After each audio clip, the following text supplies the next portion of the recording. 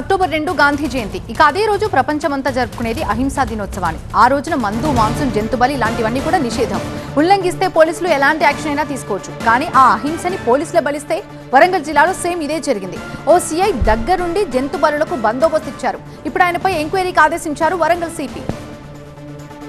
Narsampet CI Raghupathi రెడ్డిపై Warangal CP serious అయ్యారు. నిన్న జంతు బలి వేళ చోద్యం చూశారు సీఐ రఘుపతి.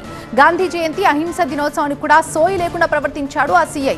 వద్దని వారించడం, కాదంటే కేసులు పెట్టడం సీఐ బాధ్యత. అలాంటిది నడి రోడ్డుపై జంతు బలికి భద్రత కల్పించారు సీఐ. అంతేకాదు జంతు బలి జరుగుతుంటే పక్కనే ఉండి పండుగ చేసుకున్నాడు రఘుపతి. దసరా ఉత్సవాల అహింసా దినోత్సవం అంటే రెండో దానికే జై కొట్టాడు సీఐ రఘుపతి. నడి రోడ్డుపై గొర్రెపోతుల తల తెగుతుంటే అక్కడే ఉండి చోద్యం చూస్తూ పండుగ చేసుకున్నాడు. సాధారణ పబ్లిక్ సరే, రూల్స్ తెలిసిన సీఐకి సోయి ఉండొద్దా అంటున్నారు జంతు ప్రేమికులు. వెలువలా వస్తున్న కంప్లైంట్స్ తో వరంగల్ సిపి సన్ప్రీత్ సింగ్ సీఐపై సీరియస్ అయ్యారు. ఘటనపై శాఖపరమైన ఎంక్వైరీకి ఆదేశించారు. ఇక ఈ రిపోర్ట్ వచ్చాక చర్యలు తీసుకుంటామని హామీ ఇచ్చారు. పూర్తి అప్డేట్స్ అందించడానికి మా ప్రిన్సిపల్ కరెస్పాండెంట్ ప్రణీత లైవ్ లో సిద్ధంగా ఉన్న. ప్రణీత, అసలు నిన్న ఏం జరిగింది? ఐసీఐపై ఎంక్వైరీకి ఆదేశించినట్టు తెలుస్తోంది. ఎంక్వైరీ ఏ విధంగా కొనసాగుతుంది? అయితే సాధారణంగా అక్టోబర్ 2 అంటేనే అటు మద్యం షాపులతో పాటు ఎక్కడ కూడా నాన్ వెజ్కి సంబంధించినటువంటి షాప్స్ అన్నీ కూడా బంద్ ఉంటాయి. సో షాప్స్ వరకే కాదు, ఆ అనిమల్ స్లాటరింగ్కి సంబంధించి కూడా కంప్లీట్గా అక్టోబర్ 2 గాంధీ జయంతి రోజు వాటన్నిటిని కూడా పూర్తిగా నిషేధిస్తారు.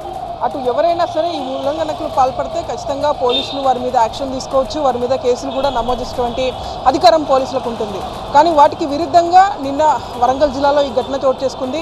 నర్సంపేట సంబంధించినటువంటి సిఐ రఘుపతి రెడ్డి మొత్తం అక్కడ జరుగుతున్నటువంటి అనిమల్ స్లాటరింగ్ని అంతా కూడా తను దగ్గరుండి ప్రోత్సహించడమే కాకుండా వెనకాల కొంతమంది సెక్యూరిటీ ఫోర్సెస్ని కూడా మనం చూస్తున్నాము.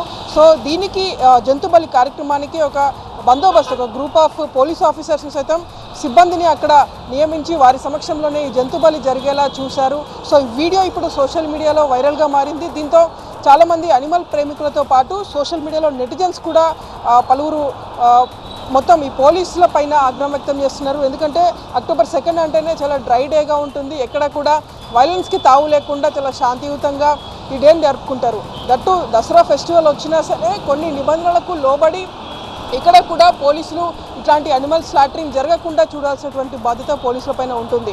కానీ అన్నిటికీ విరుద్ధంగా చాలా క్లియర్గా విజువల్స్లో దట్టు ఒక టెంపుల్కి ముందు ఈ ఘటన జరిగింది.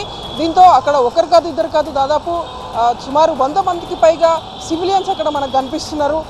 వాళ్ళందరి సమక్షంలోనే అక్కడ ఒక వ్యక్తి కత్తి తీసుకొని జంతువును బలి ఇచ్చేటువంటి క్రమంలో పక్కనే ఉన్నటువంటి సిఐ ఆ సివిలియన్ని ఎంకరేజ్ చేయడమే కాకుండా తన సిబ్బందిని సైతం ఈ కార్యక్రమంలో వినియోగించాడు.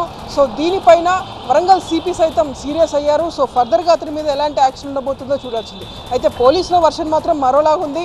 అక్కడ ఒక పెద్ద ఈవెంట్ జరుగుతున్నటువంటి ఇన్ఫర్మేషన్ మాకు వచ్చింది.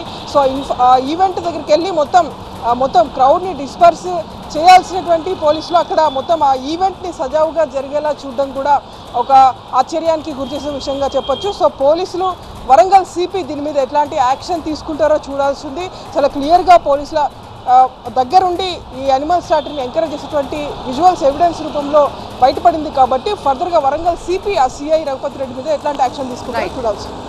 Thank you Praneetha.